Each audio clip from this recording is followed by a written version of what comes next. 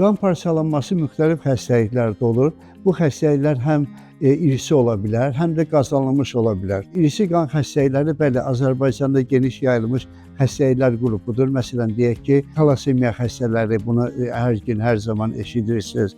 Sonra digər qan xəstəlikləri var. Bəzi qidalara bağlı olaraq eritrositlərin parçalanması, yəni qan parçalanması. Bu deyək ki, məsələn, eritrositlərdə ferment çatmamazlığı olduğu halda o zaman paxlalı bitkilərin qəbulundan sonra və yaxud da müxtəlif dərmanların qəbulundan sonra bunun üçün xüsusi siyahı var.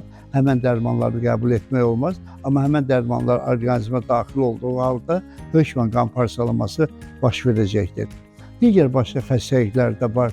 Yenə də qanla bağlı olan xəstəliklər ki, o zaman məsələn deyək ki, irsi spiritoz xəstəliyi, hansı ki bu dalağın böyüməsi ilə müşahidə olunur və bu dalaqdan keçən eritrositlər ora çatdıqda dalağın daxilində parçalanırlar və bu da yəni özünü qan parçalanması ilə göstərir.